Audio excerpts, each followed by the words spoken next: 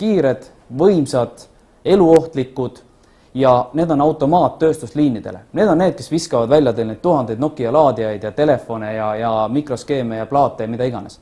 See asi käib 24/7.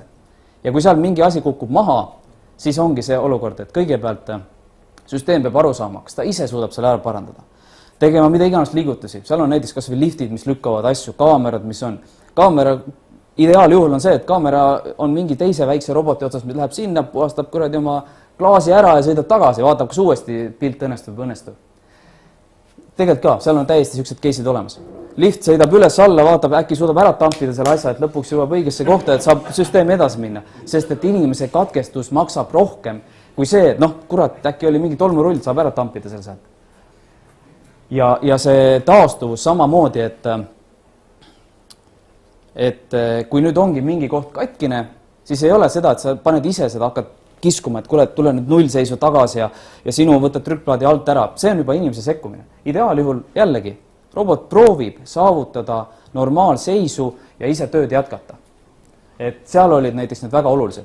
Meie tarkvarades, mida me enam-vähem iga päev progeme, piisab täitsa sellisest madalamast tasemest taastumisest. Ala see sama, et pidin sõnumi saatma, ei õnnestunud, panen kuskile queue'sse järjekorda, järgmine kord saadan uuesti. Lihtne näide. Ja väga popp asi tänapäeval on dynamic configuration ehk et igasugune absoluutne dünaamiline seadistatavus. Mida see võiks tähendada? Tooge mõni näide elust, et kus klient on teilt küsinud või keegi on küsinud, et kuule, et see peaks olema dünaamiline. Seda peaks saama seadistada. Uus keelt, et loomulikult kõiki keeli saab seadistada ja lisada, ja mis mõttes, et brauseris on close, mis mõttes close, et kuule, kas seda ei saa seadistada, et brauseri keel ka ikka iseenesest ära muutus, kui ma siin programmis muudan. Mis seal veel on? Vormid. Võtame kas maksuameti vormid või mingi EAS-i infosüsteemi vormid. Kuule, täna on see vorm nii, aga ma tahan, et homme tuleb meil uus nõue ja uus lahter tuleb juurde ja ma saan ise öelda, et nüüd uus lahter juurde ja seda tüüpi ja kõik muutuks. Ja siis see lahter peab muidugi iseenesest ka maksuametis edasi minema, automaatselt panka üles edasi minema. Oleks automaatselt seadistatav, et jumala eest programmeerimist pole vaja. Mehed, tehke see dünaamiliseks. See on väga paljudes riigihangetes on sees. Ja sellega minnakse hästi tihti orki, sest et loomulikult see maksab ja see pole isegi mõistlik. See võib ju pikendada kogu selle projekti nii-öelda arendustsüklit, seal on see pool aasta või aasta või 2 ja lisaks ei pruugi sinna kunagi elu sees seda välja juurde tulla. Igaks juhuks 100% kvaliteet.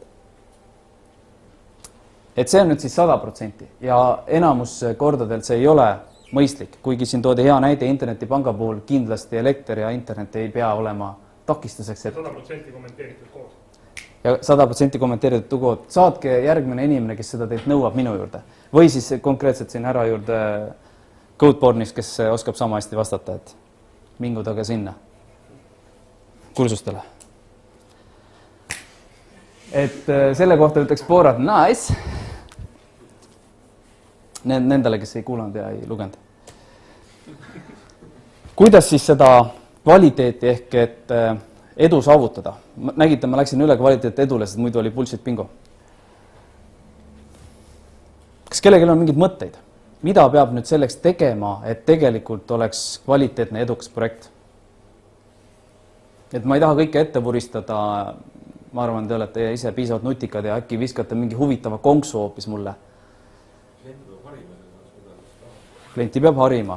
Ja see on väga ühiskondlikult teretulnud tegevus, et ma siin mõtlesin, hakkasin ristisõtta minna riigiametitega ja üldse öelda, et kuidas asju tuleks teha, aga ma ei jõudnud sinna, tööd oli liiga palju. Veel?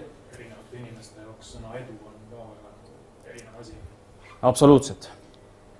Nõus, et kõik need sõnad on subjektiivsed ja neid saab tõlgendada, et ma ise lähen ja edaspidi täpsustan ka selle ära, et mida ma sellele mõtlen. Aga veel, mis on see, kuidas seda edu ja kvaliteeti saavutada? Mida selleks peab tegema? Mis on kõige olulisemad asjad selleks? Suhelda kliendiga, absoluutselt. Midagi veel? Vajadused ja võimalused sobivaks saada, absoluutselt õige. Veel, rohkem ei olegi vajadust. Hea küll. Mis? Programmeerida. Ja tööd tuleb ka teha. Absoluutselt õige. Kõige õigem lause täna. Grill saab pärast õlu anda, ma ei tea, on teil õlu seekord ei ole? jah. aga tema ei joo. Ta ei joo. Ta annab naisele. Kähku tagasi. Esimene asi, kõige olulisem asi on aru saada, mis on õige probleem. Ja probleemsõna on negatiivse tähendusega. Kunagi kirjutasin samamoodi kliendile või kuskile auditi või mingi kommentaari, et jah, ja me tahame teada, mis on teie probleemid, et me saame need ära lahendada. Klient ütles, mis mõttes probleemid? Mul ei ole probleeme, mul on kõik jumala hästi. Mul äri käib, mul on vaja suurt süsteemi, mul ei ole mingit probleeme. Millele te vihjate? Et siia ma jätan õige probleemi, ärge kliendile öelge probleem, öelge kliendile, mis on teie vajadus. Sest et probleem on negatiivne. Vajadus võib olla nii probleem kui ka lihtsalt vajadus. Kliendi ärivajadused, et reaalselt me peame teadma, mida tal on vaja, nagu te näete seda ilusat klaasi siin all. Hea küll, need on vaja, tahan ja vajan on seal vahed, on ju. Want on siis tahan, need, kes inglise keelt ei ole tudeerinud. Ja kõige olulisem on teada vastavuse äriprotsessile täna ja lähitulevikus. Et see sama, kui ma alguses rääkisin infosüsteemi elutsüklist, oli see, et nõuded, arendame, live, kõik, lõpp, lähme järgmise projekti juurde edasi. Aga nüüd hakkab see asi alles tööle. Ja nüüd alles klient avastab, kas see asi vastab üldse sellele, mida tema äri teeb. Ja homme, kui tema äri muutub, kas siis ka see süsteem sobib? On ta paindlik või ei ole ta paindlik?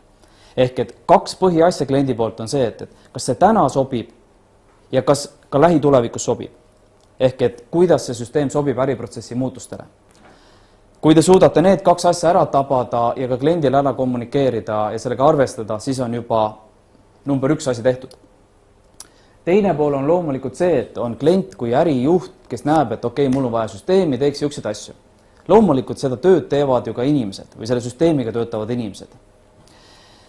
Mis siis need kasutajate vajadused on? Alati kasutajad tahavad vähe vigu ja lihtne kasutada ja peab aega kokku hoidma. Olenevad süsteemist jälle. Igal süsteemil on erinevad need prioriteedid ja tähtsused. Mõnel on oluline kiirus, mõnel on oluline see, et mitte kunagi ei tekiks vigu. Maksuametil on ilmselt, vead on ja finantssüsteemides on see vigade teema ikka väga ohtlik, et kui sul ikka miljon läheb valesse kohta ja seda ei avastata, siis on nagu väga jama. Mõnes kohas on ilu tähtis või siis ongi lihtsalt mugavus. Et pärast räägin ka lähemalt, et kust ja miks see vahet teeb. Kui ma küsiks teie enda käest, mis teie arvates on kõige oluline kasutaja jaoks? Mida te vaikimisi oma sisemused võttes nagu esimeseks paneksite? Kui teil on valida mingite 3, 4, 5 asja vahel, et mida teie ütlete, et kasutajal kõige olulisem? Töötab, väga hea. Lihtsus, väga hea. Saaks asjad tehtud. See on, jah, see on õige, on ju, aga mõtlesin midagi konkreetset. Kiire. Et tegelikult teil tuli päris õiges järjekorras tuli ka. Ta peab töötama, ta peab olema lihtne ja kui ta kiire ka veel oleks, on ju, no millest me siis räägime? Lihtsus peitub ju selles, et kiiresti lihtsalt õpitav, omandatav, arusaadav, nii edasi. See on see kasutusmugavus ja ka kõik need muud asjad. See kõik taandub ajasäästu või kokkuvõttes? Jah, see kõik toob veel lisaks kaasa ajasäästu. Ja kui ta ei tööta, siis pole niikuinii vahet, siis pole mõtet edasi rääkida. Meile siin Codeborne'i mehed on ikka väga targad. Ma loodan, et see ei läinud linti. Nii, nad on meil väga head partnerid, me lihtsalt ei tee veel projekte koos. Õige sponsor. Mida see sponsor tähendab? Meie Kettahiitel oli sponsor tänu sellele, ta jõudis kaugele ja viskas kõrgele. Et ma ei tea, kas Erkin oli sponsor, tema vist jõudis lihtsalt raske tööga sinna. Õige sponsor tähendab, et konkreetselt igal projektil, mis te teete, peab olema kogenud ärijuht. Okei, projekti tehakse ka maja sisse. See on keegi majas, kes on selle toote omanik ja nii-öelda see, kes seda vajab ja teab, miks seda tehakse. Miks ta peab olema kogenud? Sest muidu ta paneb huupi, muidu te saate 6 versiooni teha, enne kui see asi üldse kuskile 10-sse hakkab minema. Tal peab olema aega ja huvi panustada. Sa võid olla ülipädev mees, aga kui sa aega ei kuluta, oma aega ei anna, siis pole sust mingit kasu. 3. on need selged eesmärgid ja mõõdikud. Sa pead teadma ikkagist, mida sa tahad saavutada.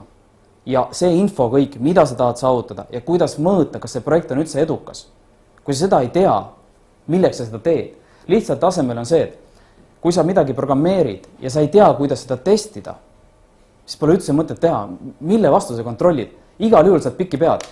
Kuule, see ei tööta. Mis ei tööta? No ei tööta. Kuidas peab olema? Kust mina tean? See ei tööta. See on siuke hästi tihti, kui emotsioonid möllavad, ülekäiv siuke asi, et aga ma ju tegin, mis sa küsisid. Aga mida sa küsisid? No vaata, loe ise sealt. Aga ma ei saa aru. No ma ka ei saa aru. Et see on siuke klassikaline probleem. See oli veel programmeerimismaailmast, aga need mõõdikud, toome näite. Ärijuht ütleb, et meil on vaja, eesmärk on jõuda 3 enim müüva mingi internetipoe hulka ja mõõdik on see, et me peame müüma vähemalt seal 10 000 tellimust kuus. Kui sul need mõõdikud olemas, sa tead, et kõik, mida sa süsteemis teed, kui lihtsa, kui kiire sa, mille iganes sa teed, sa pead selle järgi juba süsteemi kujundama. Kui sul mõõdikut ei ole, siis pärast klient ütleb, et kuulge, tore küll mehed, et tegite meile süsteemi, aga sellest meie ärile kasu ei ole. Aga siis sa küsid, et mille järgi sa mõõdad seda?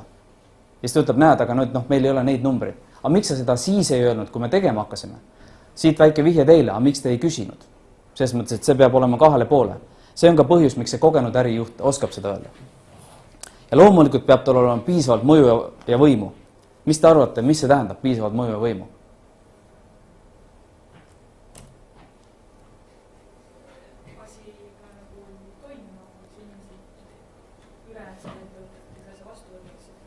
Põhimõtteliselt ta peab suutma ära põhjendada, miks seda on vaja. Ta peab suutma õiged inimesed, ta peab suutma mõjutada, on seda poliitilisi tuuli seal mängida, ta peab suutma kaitsma teid kui arendajad samamoodi, et kui te ei jõua valmis, et kuulge, et aga ma tellisin neid asju, neid on vaja, ilma selleta sa ei lähe. Nii edasi. Ta on tegelikult kaitseingel projektile. Ja nüüd küsimus on selles, et kas see on nagu härra Obama või on palju kõvem mees, on ju. Et ma arvan, et Chuck Norrisega ei kuku küll ükski projekt läbi. Et nagu te teate, et guns don't kill people, Chuck Norris taas.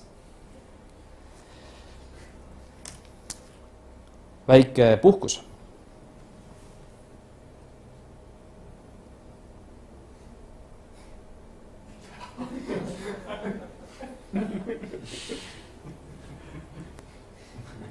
See on reaalselt motivatsiooniskeem ühel firmal, mis eelmine aasta lõpetas tegevuse. Tartus üks väike, mitte nii väike firma, et nad praktiseerisid seda 7 aastat. Nende keskmine kliendi tagasiside hinnang oli 2,6 ja me tegime mõnel väiksel korral nendega koostööd ja me pidime kogu tarkvara ümber kirjutama. Aga kohe räägin sellest lähemalt. Okei, ma lähen korra see tagasi.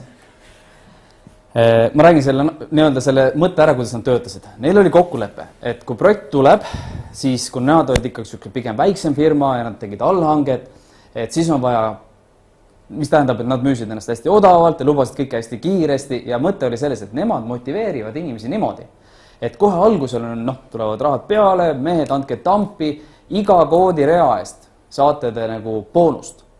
Ja mida siis sellest programmeerijad teadagi on ikka väga nutikad inimesed. Nemad leppisid omavahel kokku, et see on nüüd see, et see ei ole nüüd fakt, on ju. See on see, mida ma koodist välja lugesin. Kuule, ma annan sulle 1000 oma koodirida, sa anna 2000 koodirida mulle. Deal. Ja konkreetselt olidki suured, tuhandete reaalsed meetodid. Ja siis me vaatasime konkreetselt, mis kuradi jama see siin on, et 10 lehekülge mingit koodi ja mingi lihtne asi on vaja teha. Ja üks program meil näris seda päeva otsa läbi ja ütles, et kurat, tema aru ei saa, mis jama siin on tehtud. Kustutas kõik ära, kirjutas 10 rida ja kogu see asi töötas. Ja reaalselt need inimesed tegid seda seal. Mis tähendab, et 2 esimese kuuga sõid nad ära kõik oma projekti rahad ja siis ülemust ütlesid, et mehed, et boonusrahad on otsas ja mehed ütles, et pole mõtet tööd teha. Ja projekt failis ikkagist. Tartu Ülikoolis oli sama näide.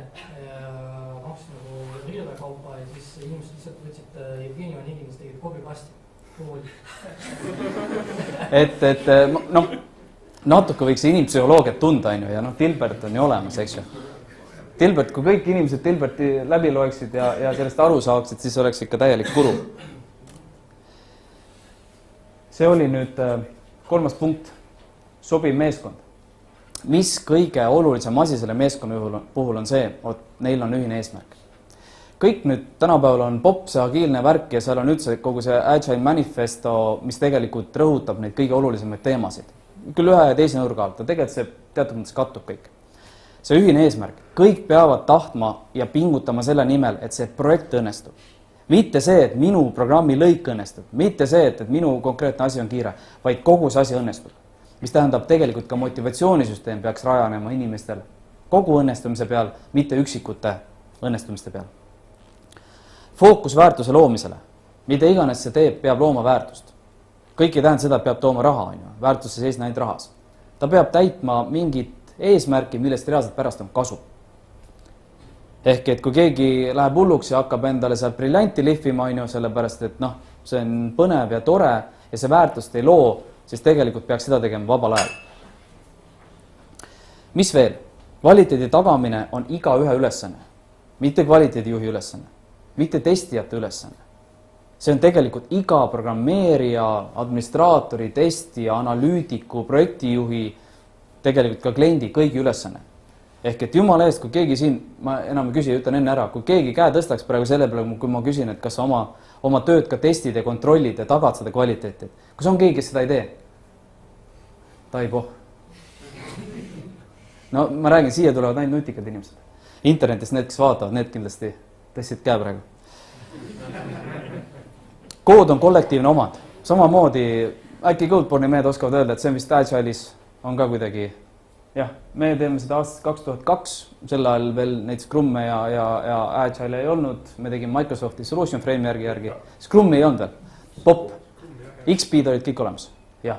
Microsoft ilmselt varastas XP-lt ja XP varastas Microsoftit, et nende raamistikus on need asjad sees olnud alates 2000 aastast. Ja mida see tähendab? Ma saan jälle tuua näiteks samad Tartu pundid, sest nad olid hästi leidlikud igasuguste valede süsteemide ülesehitamisel. Neil oli kokku lepitud. Kõik boonus oli ka ju rajatud, et minu koodiread toovad mulle raha. Seega sina ära minu koodi puutu. Andmebaas algas nimega Indrek Customers. Sama meetodid oli a la Peeter, mis iganes, laeandmed. Ja konkreetselt, ja see oli päriselt niimoodi. See ei ole nagu jama jutt, on ju. Ma salaja võin pärast võib-olla kellelegi nimega öelda. Ja reaalselt üks mees on haige, kogu lugu, mis juhtub? Sorry, et Indrek on haige, see on Indreku probleem, mina küll sinna kallale ei lähe. Ja ongi jälle kogu projekt seisab. Ma toon nüüd natuke halva näite, ärge mind maha lööge. Java maailmas on natukene klassikaliselt sama mure, et mina teen ainult UI, mina teen mõnedel inimestel, ainult andmebaasi, mina teen ainult äriloogikat. Äriloogika mees kukub haigeks, kõik, mis siis nüüd juhtub? Ehk et see on niisugune ekstreemne ülepaisutatud näide, aga tegelikult see on halb. Tegelikult peaks olema ikkagist jagatud, kollektiivne, kõik tahavad seda asja korda saada, okei, igal mehel omad tugevused, loomulikult mängige tugevuste peale. Aga ainult see, et see ei tööta, see on halb. Ja õige arhitekt. Õigest arhitektist tuleb veel juttu lähemalt, aga mõte on selles, et süsteemil tegelikult ei tohiks olla rohkem kui üks arhitekt. Okei, kaksikud, kes samamoodi mõtlevad võivad olla. Sellepärast, et arhitekt määrab kogu selle asja. Tal on omad taustal mõtteid, asju, mida ta kellelegi välja võib-olla ütle, tal on oma nägemus ja visioon. Ja kaks arhitekti, kes töötavad oma taustavisiooniga, mida nad kellelegi ütle, siis see samamoodi rikub ära selle asja lõpptulemuse. Kui arhitekt haigeks jääb? Aga arhitekt peaks enne need suunad ja näited ära tegema, et mehed suudavad selle pealt ikkagist edasi lasta, et ärgu algusfaasis jäägu haigeks. Kui ta paariks nädalaks sõidab randed puruks, ATV-ga vastu kuus. Räägite mingi teie keisist, jah? See oli see, kes see oli, kes see seal käis? Ja, nägin küll, söömas ka. Et see on see põhimõte, et ei saa olla eriti kaks erinevat stiili omavat arhitekti. Jumala eest, arhitektid on pädevad inimesed. Ma olen näinud, võin võtta 5 arhitektid, kes on täiesti nagu öö ja päev ja samas iga ühe nende lahendus töötab, kui see lõpuni välja tehakse nende visiooni järgi. Kui poole pealt projekti arhitekti vahetab, siis on see, mis jama siin on tehtud ja mida muud ja see ei tööta ja kõik tuleb ümber teha.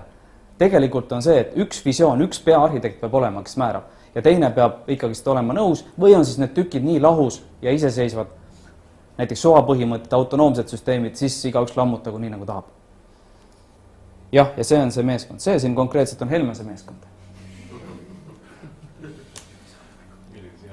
no mis sa ise arvad, ma olen siin taga, ma olen hästi lühike, et tegelikult ma olen siin selle seltskonna taga. Sobiv protsess. Kes teavad ja teevad vahet time material ja fixed price, käsi püsti, palun. Üle poolte ei tee, igaks juhuks räägin ära. Minu jaoks ei ole vaja varjata arendajate eest, kuidas nagu ärimaailmas ka toimub ja kõik peavad aru saama, kõik te olete targad inimesed, et miks me seda teeme ja mida on vaja selleks teha, et edukas olla. Time material tähendab seda, et iga tunni, mida te tööd teete, see makstakse teile kinni. Ja see on põhimõtteliselt hästi suuresti kliendi usaldusel, loodavad, et oled kvaliteetsed mehed, teete kogu aeg tööd. Tegelikult seal nii täpselt kontrolli ei ole. Fixed price on see, kindel summa, kindel aeg. Mul vahet ei ole, mida te teete, kes see teeb, aga olgu tehtud selleks ajaks, selle raha eest ja nendel kokkulepetel, mida ühesõnaga läbi räägiti. Et kui sobiv protsess juba peab lähtuma sellest põhimõttest, kas sul makstakse kõik tunnid kinni või sa pead tagama aja ja raha ja selle edu. Et sellepärast näiteks Scrum, fixed price protsesside jaoks, ohtlik, selgelt näiteks ohtlik. RUP, ideaalne. See on see, et kõik analüüsime 100% ette ära, kõik täpselt teame, ennustame, okei, süsteem ei pruugi nii kasulik olla, äri muutub, kliente värbib pankrotti, okei, see selleks. Aga selles mõttes seal on suur vahe, mida te kasutate. Ja valet metoodikat, vale tüüpi projekti jaoks ei aita kaasa, ütlen ausalt. Noh, viisakalt öeldes. Et reaalselt olen näinud kõrvalt. Kas keegi tahab kommenteerida? Ja ma küsiks tegelikult selle fixed price'i ja siis Agile metoodika koos kasutamise kohta. Kas Eestis on mõni suurem süsteem nagu sellega feidinud ka või on see nagu selline intuitiivne arvamus? Väga paljud süsteemid on feilinud, aga feilimist võib pidada ka lokaalseks feilimiseks. Toome näite, et klient sai õigel ajal kätte asja ja klient sai ka töötava asja kätte, aga see firma lihtsalt sai metsiku kahjumi, sest ta pidi võib-olla rohkem mehi kasutama, mis iganes on. Tema kulud läksid suuremaks. Ehk et selles mõttes võis olla feilimine ainult arendaja poolt. Ja ehk et see võis olla kliendile näha, et kõik on ilus ja tore, aga tegelikult sisemiselt olid arendajad väga hapud, ületöötanud ja nii edasi. Et absoluutselt väga paljud asjad tegelikult lähevad hapuks, aga see ei pruugi välja paista. Jällegi, kasutaja, kes näeb, sai valmis, töötab, mis sest, et ministeeriumil on raha otsas või arendaja ütleb, et ei saa palka maksta. Arendajate kogemuse kompetents ja kliendi kogemuse kompetents. See protsess peab reaalselt arvestama seda, et kui te teete junior programmeerijatega või sul kliendi pool on ikkagi väga noorem ärijuht, kes ei tea oma valdkonda, siis kokkuvõttes sa ei saa talle väänata mingisugust eriti ekstreem, hullu kogemust ja pädevust nõudma protsessi peale. Sa peab arvestama nende inimestega. Ehk et loomulikult on keskmised variandid ja metoodikad on ka mõeldud normaalsete inimeste jaoks. Aga on teatud teemad, mida tasub kaaluda. Kõik ei ole kõigi jaoks parim variant. Iga asi ei sobi igale poole. Ja see metoodika tegelikult tulebki nende eelmiste puhul nagu kokku, et protsess on ju ka projektijuhtimismetoodika, arenduse metoodika, kommunikatsiooni metoodika, kõik need asjad. Et siin me ei räägi ainult XP, Scrum või RUP. Seal on ka Prince 2, PMI-d, Extreme'id, Critical Chain Project Management, see kõik see on protsessi osa. Arendusmetoodika on ainult üks nendest. Ehk et mida ma praegu rääkisin, 4 kõige olulisemat asja, õige probleem, õige sponsor, Chuck Norris, sobiv meeskond ja sobiv protsess. Kas võiks öelda, et need on nagu tähtsuse järjekorras? Need on tähtsuse järjekorras ja neid ma ei ole ise välja mõelnud. Ja siis tuleb success. Kus on tehnoloogia? Kas ma olen ära unustanud midagi või? Kus on see, et Java taga vedu? Kus on see, et Microsoft ruulib? Ei ole. Kohe tuleb sellest ka juttu lähemalt. Kogemused ja tähelepanekud. Tehnoloogia valik. Tehnoloogia valik tuleb alles, on see 5 või 6 punkt. Ja te kõik olete näinud, et nii PHP tehtud süsteemid töötavad, kui ka ei tööta, nii Javas tehtud süsteemid töötavad, kui ka ei tööta, nii Microsoftis tehtud süsteemid töötavad, ei tööta. Küsimus ei ole tehnoloogias. Küsimus on just nimelt, kas õige probleem, kas õige sponsor, kas õige meeskond, õige protsess. Pigem on, kui teid vaadata, küsimus nendest inimestes rohkem, kuivõrd sellest tehnoloogias. Kui sa tehnoloogiat tunned, küll sa aru saad, millal ühel asjal piirid ette tulevad ja midagi muud on vaja kasutada. Arhitekti valik, mis ma ka rääkisin, et tegelikult peaks olema üks peaarhitekt. Meeskonna efektiivsus, nüüd avaldan suure saladuse.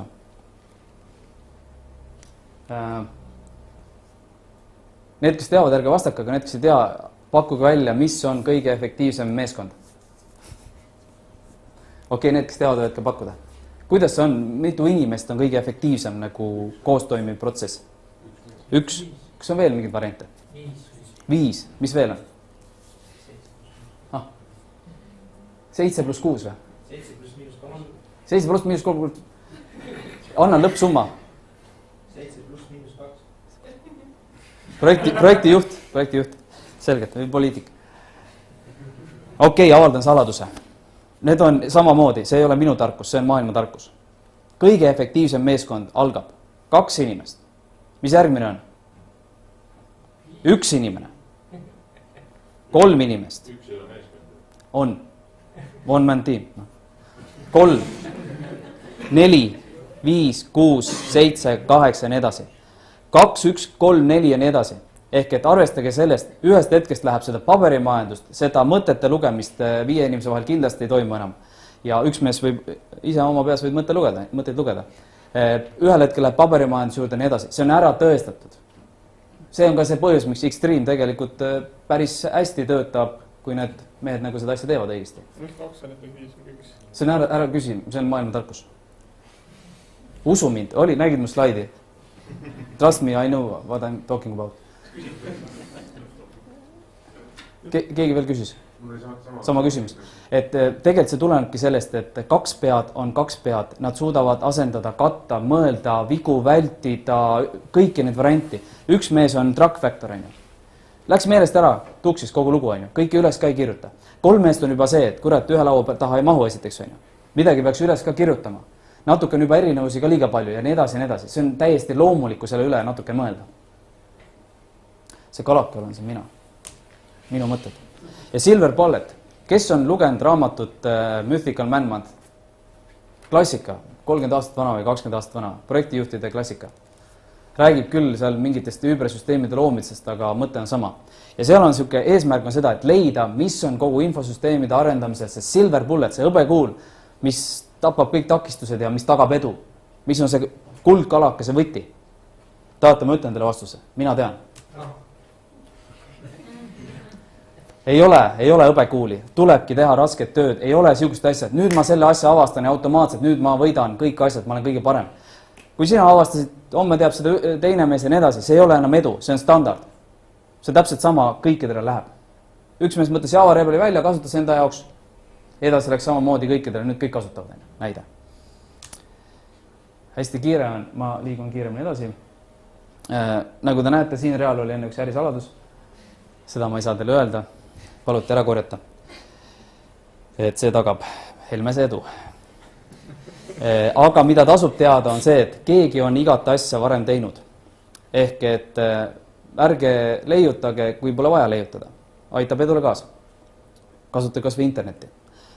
Käib kah, nagu see Jänese multifilm, kes kunagi mäletate, käis ringi ja ütleb, käib kah, pärast kõik peksid teda. Et ehitas seal mingit sauna ja korstent ja kõik asjad kukkus kokku ja nii edasi ja nii edasi. Et see on väga halb. Good enough is good enough. Kui keegi on kuulnud, nime kohe ei tule meelde, Amazoni, enne oli Microsofti üks suur arhitekt ja siuke tõekuulutaja. Ja 20 aastat oli seda olnud tehnoloogia, siuke guru. Ja siis läks Amazoni tööle ja tal oli vaja seal teha mingit suurt projekti ja ühel hetkel tüüp tuleb välja, ütleb Heureka. Ma olen terve oma elu olnud loll, 20 aastat olen loll. Et ta avastas ühe saladuse, et good enough is good enough. Mis tähendab seda? See on salaja, mida pangad ka teevad. Sellest me räägisime, endised pangatöötajaid. Aga kui Amazonist, seal on miljoneid kasutajaid. Ja kui üks tellimus läheb tuksi, ei lähe läbi, annab vea nii edasi. So what? So what? Mis siis juhtub? Mees kirjutab, ei saanud raamatut kätte, vabandage, teeme uue tellimuse, kõik saab korda. Kas selle jaoks on vaja ajada süsteem 100% töö kindlaks, et üks kord aastas, üks kord kuus või isegi üks kord päevas üks mees see tellimus kätte ja 10 miljonit saavad? Ei tasu ära. Good enough is good enough. Internetipangas on olukord natuke teine võib-olla, aga Amazonist raamatut ostes ei juhtu, maailm ei saa otsa. Ja tegelikult pangad lahendavad kliendi probleeme samamoodi. Lihtsam on ühel mehel lihtsalt see kulu ja see kahju ära katta, kui seda elu eest pööritada ja kõik oma maailmasüsteemid ümber teha. Ja peaaegu kõik on läbiräägitav, mis tähendab seda, et kõik on läbiräägitav. Kui ei tundu mõistlik, pakkuge parem lahendus. Ei tasu teha lollust või absurdsust või asju, millest aru ei saa, miks seda tehakse. Mul on väga vähe aega, ma hüppan lõppu, sest ma tahtsin teile rääkida ka sellest, et kui ma ise olen olnud infosüsteemide audit ja eksperthinnanguid andnud, et mis siin maailmas toimub, et te teate, et kui ma teen teie projektidele auditit, kõigi klient tellib, mida ma vaatan. Aga sellest sest järgmine kord. Aga hüppame siia. Mis ma ütlesin, kvaliteetne projekt võrdub edukas projekt. Päriselt suures plaanis, mida mina 100% toetan, kvaliteet tähendab seda, et te olete jätkuvalt, suudate äri teha nii täna kui ka homme. Kui teete täna halvasti, homme enam businessit ei ole. Kui teete liiga hästi ja ületate seal mingid teemasid, oma kuludega ei tule toime, teid homme ei ole. Ehk et te peate aru saama, täna elame nii lokaalne optimum kui ka homme elame. Ehk et reaalselt, et see peab pikaajaliselt olema edukas ja lühiajaliselt samamoodi. Ja see põhimõte kehtib, enda näited on, tee kvaliteetset või ära tee üldse. 10 aastat tagasi üks mu sõber ise, kelle ma panin meil IT-juhiks, sest et ma ise tahtsin programmeerida, Alvar tunneb ka teda, ütles mulle, Meelis, kuule, ole hea, viska mulle kähku üks asi. Ma ütlesin, et mis asi? No midagi taolist. Ma ütlesin, et kui kähku, et see on niisugune natuke kähmane. No mida iganes, vaata, poole tunniga vaata, mis sa saad. Tegin poole tunniga. Siiamaani mees ütleb, Meelis on ikka kuradi sitt progeja, et poole tunniga vihkas mulle siukse käkerdise valmis, on ju. Ma ütlesin, ise sa tahtsid. Ei no, aga ma siis tegelikult ei tahtnud mingit siukest jama, on ju. Ehk et tegelikult on see sama. Pärast teid sõimatakse ka 10 aastat, mis sest, et ta enam IT-valdkonnas ei tööta. Et tee hästi või ära tee üldse. Et see kehtib ja te olete poole õnnelikum ja poole rahulikum kui muidu. Ma siiamaani, ta mulle võlgu muidugi, selles mõttes on okei, aga kvaliteet on edu alus. Väike mõttetera teile kõigile. Mõttetera alles tuleb. See on nüüd lause kõige nutikama inimese suust, see on mu naine siis. Et